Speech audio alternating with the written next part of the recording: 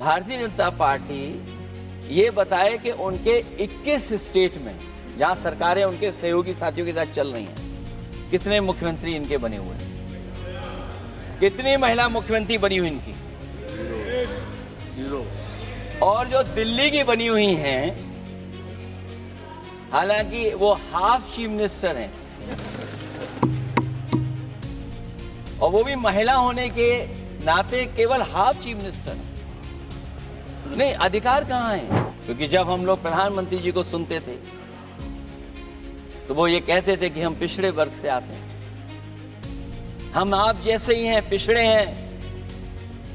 लेकिन जब आरक्षण की बात हो रही है तो पिछड़ों की संख्या इसमें कितनी है, हमें उम्मीद है कि सरकार इस पर जरूर बात अपनी रखेगी। ये संशोधन के नाम पर जो जल्दीबाजी दिखा रहे हैं, दरअसल उसके पीछे भाजपाइयों की मंशा है कि जनगणना न करनी पड़े, क्योंकि अगर जनगणना करनी पड़ेगी तो जातिवार आंकड़े भी देने पड़ेंगे और जातिवार आरक्षण भी।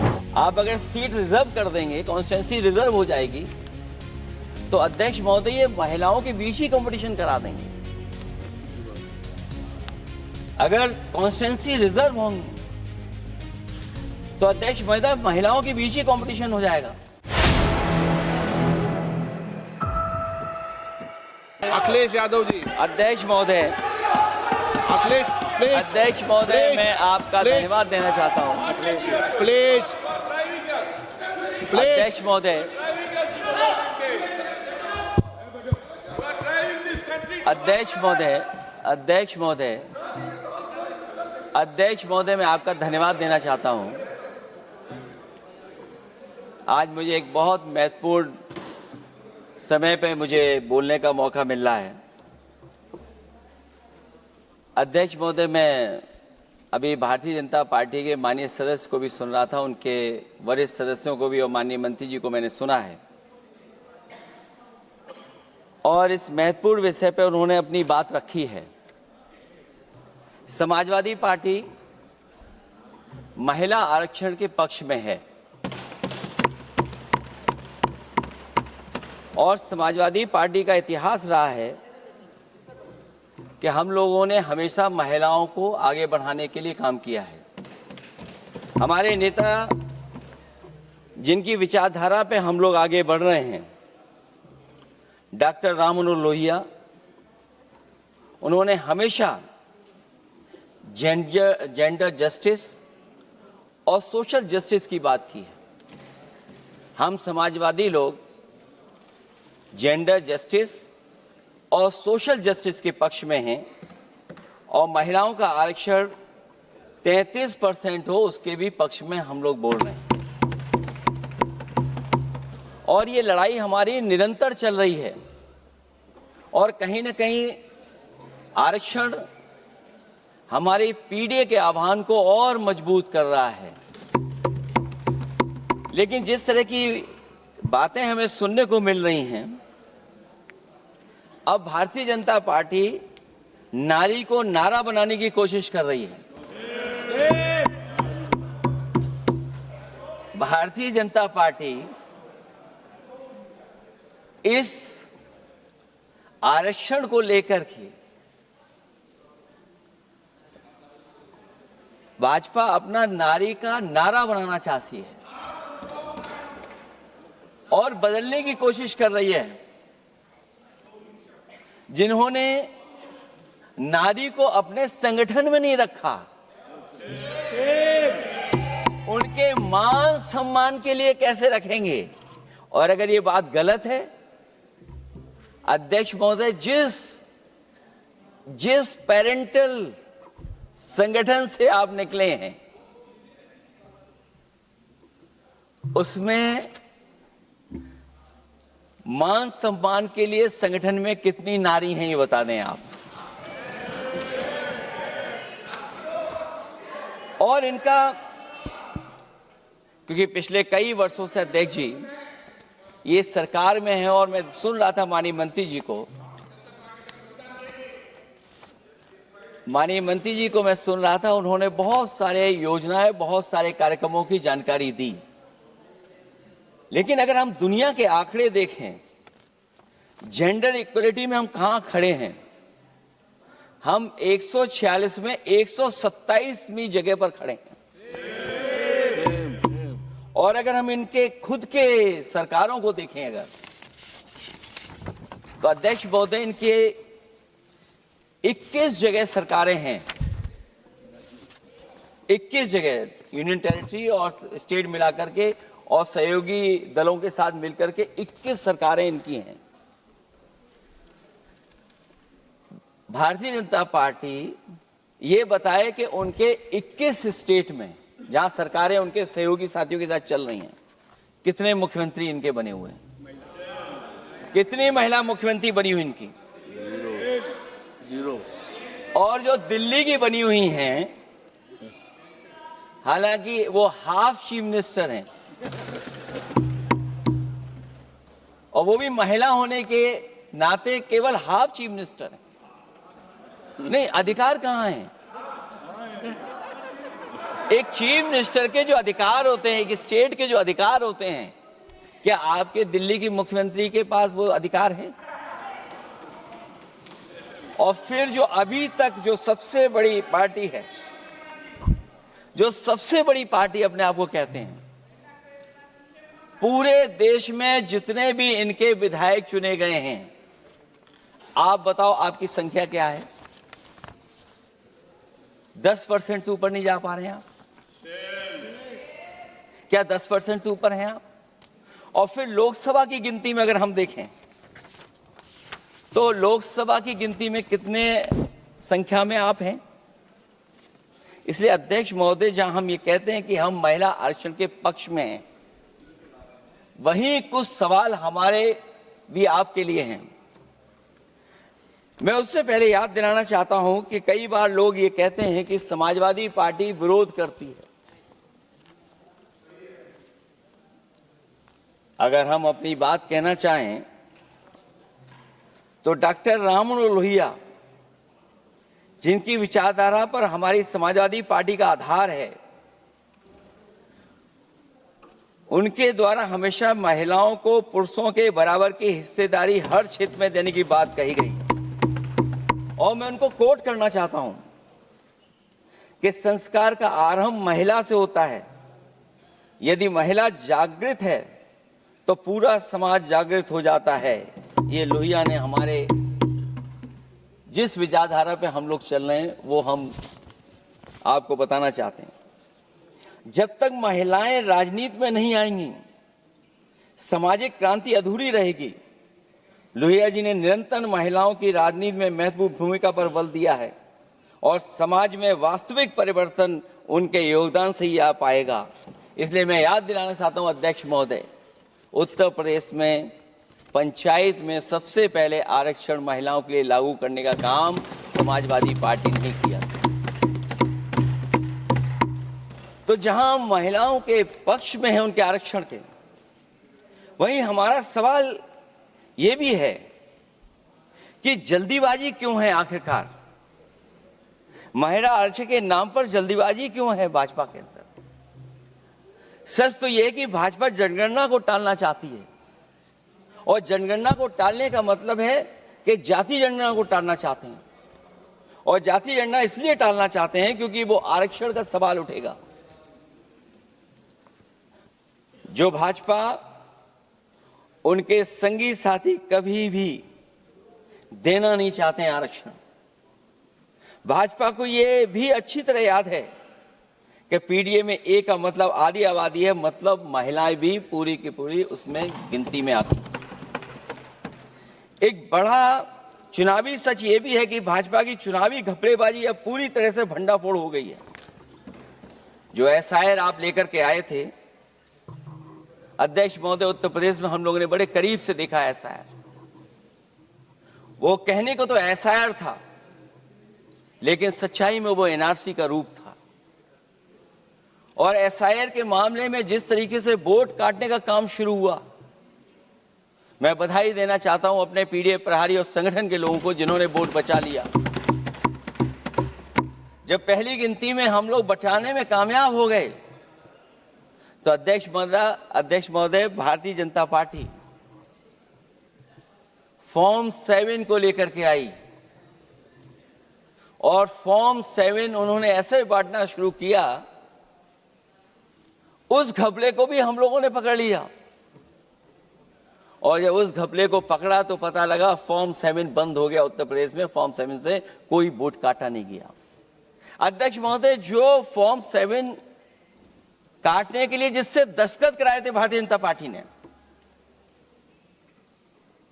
उस व्यक्ति को दस्तखत करना भी नहीं आता है।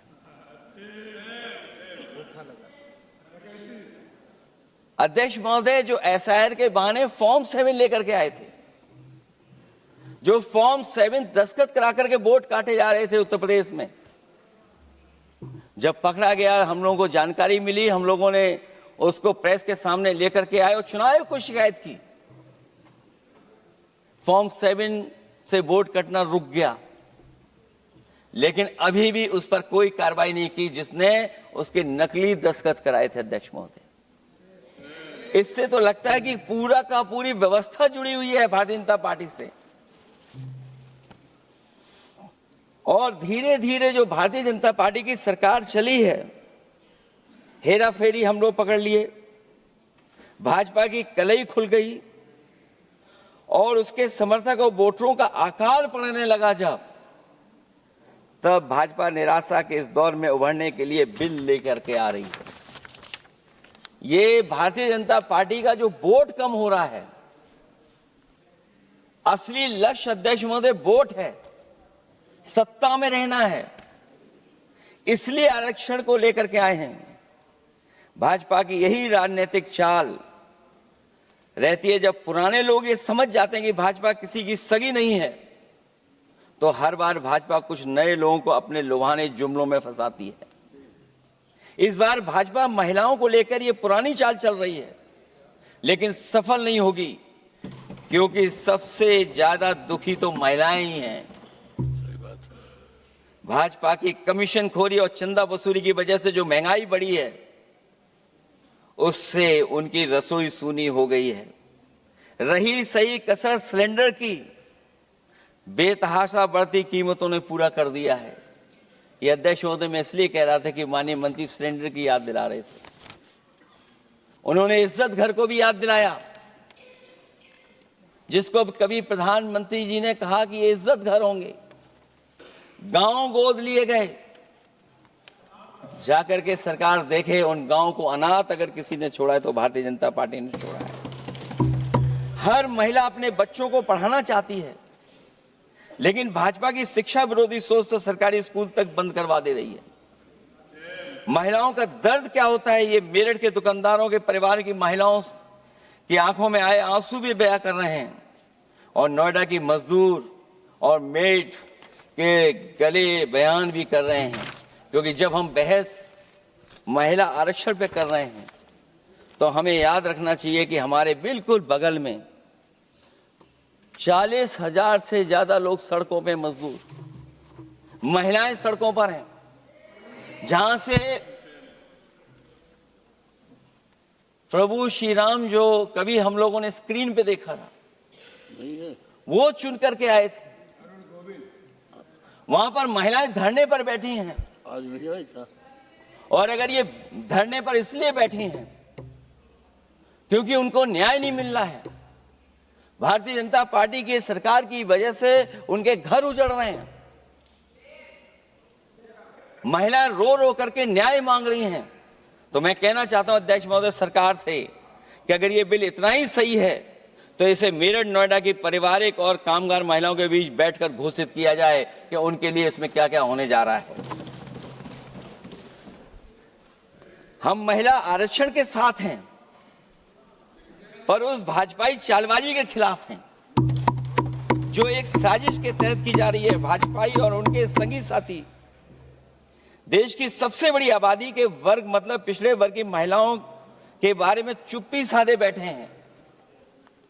ये बात अध्यक्ष जी समझ में नहीं आ रहा है, क्योंकि जब हम लोग प्रधानमंत्री जी को सुनते थे तो वो ये कहते थे कि हम पिछड़े वर्ग से आते हैं, हम आप जैसे ही हैं, पिछड़े हैं। लेकिन जब आरक्षण की बात हो रही है तो पिछड़ों की संख्या इसमें कितनी है, हमें उम्मीद है कि सरकार इस पर जरूर बात अपनी रखेगी। ये संशोधन के नाम पर जो जल्दीबाजी दिखा रहे हैं, दरअसल उसके पीछे भाजपाइयों की मंशा है कि जनगणना न करनी पड़े, क्योंकि अगर जनगणना करनी पड़ेगी तो जातिवार आंकड़े भी देने पड़ेंगे और जातिवार आरक्षण भी। ये भाजपा का एक बहुत बड़ा षड्यंत्र है जिसमें जनगणना आधारित प्रसीमन को नकार कर पिछड़ों का अधिकार लूटा जा रहा है। ये लोकतंत्र के खिलाफ खुफिया लोगों की गुप्त योजना है जो अब तक स्वीकार नहीं, जब तक प्रक्रिया के साथ हम लोग स्वीकार कभी नहीं कर सकते जब तक इसका लागू करने का तरीका ठीक ना हो। अगर पिछड़ों की आबादी कम से कम अगर हम ये गिन लें कि 70%, 80% से ज्यादा है, अध्यक्ष महोदय, अगर हम उनको 66% मान लें तो इनकी आबादी कम से कम पिछड़ों की 33% होगी, आधी आबादी की जनसंख्या, जिनके हक की बात तो है ही नहीं इसके अंदर। इसका मतलब यह हुआ कि पिछड़े वर्ग की 33% महिलाएं, उनको हक देना नहीं चाहते ये लोग, हक उनका छीनना चाहते हैं। और फिर जो डिलिमिटेशन का साथ साथ लेकर के आए हैं, ये डिलिमिटेशन क्या है अध्यक्ष महोदय? ये डिलिमिटेशन है कि इलेक्टोरल मैप को बदल दें। हमारे पूर्व में कांग्रेस के सदस्य ने ठीक कहा है कि जब डिलिमिटेशन की बारी आई तो इन्होंने पूरी रणनीति बना करके कि किस तरीके से लोकसभाओं के क्षेत्र बनाए जाएं, क्षेत्र कैसे बने जिससे कि उन्हीं को पॉलिटिकल लाभ मिले, वो हम लोगों ने आसाम में भी देखा और जम्मू कश्मीर में भी देखा है। इसलिए हम चाहते हैं कि पहले जनगणना हो और जनगणना जब आंकड़े सही आ जाएंगे अध्यक्ष महोदय, तब जाकर के डिलिमिटेशन ठीक होगा। और अगर आंकड़े ही ठीक नहीं हैं तो फिर आरक्षण कैसे ठीक होगा? क्योंकि आरक्षण का आधार ही हमारा जनसंख्या पर है। कहीं ऐसा तो नहीं कि आधी आबादी में ये मुस्लिम को भी ना गिनते हो, मुस्लिम महिलाओं को। इसलिए हमारी मांग होगी कि आधी आबादी में पिछड़े और मुस्लिम महिलाओं को भी जोड़ करके इस आरक्षण को पूरा किया जाए। एक जो हमें आशंका है कि जब आरक्षण होगा और डिलिमिटेशन होगा और जब संख्या बढ़ेगी तो उत्तर प्रदेश की संख्या विधानसभा की 500 से ऊपर होने जा रही है। और अगर 500 से ज्यादा होने जा रही है तो उसमें सरकार क्या विचार कर रही है? कहीं कोई ऐसा षड्यंत्र तो नहीं है जो हम महिला आरक्षण के बहाने उस षड्यंत्र को छिपा करके आगे बढ़ रहे हों? क्योंकि उत्तर प्रदेश में 120 सीटें तो लोकसभा की होने जा रही हैं और विधानसभा की सीटें तो अगर 600 हो रही हैं, अगर 600 हो रही हैं तो कहीं ऐसा तो नहीं अध्यक्ष महोदय उसमें भी कोई साजिश षड्यंत्र हो? जो षड्यंत्र हम लोगों को समझ में नहीं आ रहा हो। और अगर षड्यंत्र रहेगा तो जैसे अयोध्या हारे आप, एक बार फिर उत्तर प्रदेश आप हार जाएंगे। और 33% सीटें कौन सी होंगी? आप अगर सीट रिजर्व कर देंगे, कॉन्स्टिट्यूंसी रिजर्व हो जाएगी, तो अध्यक्ष महोदय ये महिलाओं के बीच ही कंपटीशन करा देंगे। अगर कॉन्स्टिट्यूंसी रिजर्व होंगी तो अध्यक्ष महोदय महिलाओं के बीच ही कंपटीशन हो जाएगा। क्योंकि वो अध्यक्ष महोदय वो माननीय सदस्य कह रहे हैं कि वो तो होना चाहिए, वो सास बहू वाली तो हार गई हैं आपकी।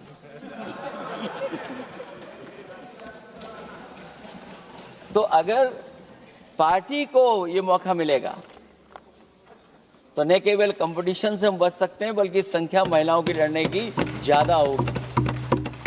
ये महिलाओं को ज्यादा नहीं लड़ने देना चाहते हैं चुनाव, इसलिए कॉन्स्टिट्यूंसीज को रिजर्व कर रहे हैं। अध्यक्ष महोदय, हमारा पक्ष है, हमारी मांग है कि ये जो लागू हो आरक्षण, वो पार्टी को मौका मिले, पार्टी लड़ाए उनको, पार्टी संख्या तय करे। इसके साथ साथ जो रोटेशन वाला है इशू, स्वाभाविक है कि जब हम एक क्षेत्र से लड़ते हैं अध्यक्ष महोदय, तो एक भावनात्मक अटैचमेंट बनता है वोटरों के बीच में, और अगर ये रोटेशन का मामला होगा तो अध्यक्ष महोदय कोई भी अपने क्षेत्र में बहुत ज्यादा भावनात्मक लगाव नहीं रखेगा क्षेत्र की जनता से। तो अगला क्षेत्र की सोचने लगेगा कि अगला क्षेत्र हमारा क्या होगा। इसलिए हम इसके भी खिलाफ है अध्यक्ष महोदय कि रोटेशन नहीं हो। हम रोटेशन की प्रणाली के खिलाफ हैं, इसके पक्ष में हम लोग नहीं हो सकते।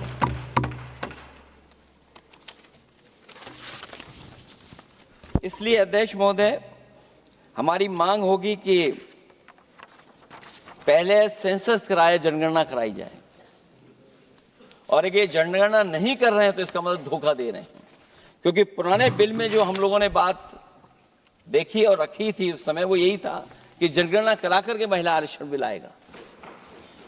लेकिन ये लोग 2011 का लेकर के आ रहे हैं। इसका मतलब इनकी पूरी तैयारी है कि कौन सा लोकसभा क्षेत्र कैसा होगा। इनके गुप्त लोगों ने वो कहीं ना कहीं नक्शा बना करके रखा होगा, जिसको आरक्षण पास होते ही, बिल पास होते ही लागू करने की कोशिश करेंगे। और जो और सुधार होने चाहिए महिलाओं के, जो सुधार होने चाहिए, उन सुधारों पे इसमें बिल में कोई विशेष योजना या विशेष बात नहीं हो रही है। बिना उनके लिए लाभ पहुंचाए, सस्तीकरण किए, शायद हम पूरा उनको हक नहीं दे पाएंगे। मैं अध्यक्ष महोदय आपसे यही निवेदन और अपील करूंगा कि पिछड़ों को, माइनॉरिटी को, खासकर मुस्लिम महिलाओं को आरक्षण दिया जाए। जो सेंसस से ये दूर भाग रहे हैं, वो इसीलिए भाग रहे हैं क्योंकि जाति जनगणना की मांग उठेगी, और अगर जाति जनगणना की बात उठेगी तो आरक्षण की बात और उठेगी। हमें उम्मीद है कि हम लोगों की बात मान करके सरकार उस पर विचार जरूर करेगी। जब हम आरक्षण देना चाहते हैं तो बिना पिछड़ा, बिना मुसलमानों के शायद हमारा जो लक्ष्य है महिला आरक्षण का, वो पूरा नहीं होगा। इन्हीं शब्दों के साथ आप सबका बहुत बहुत धन्यवाद।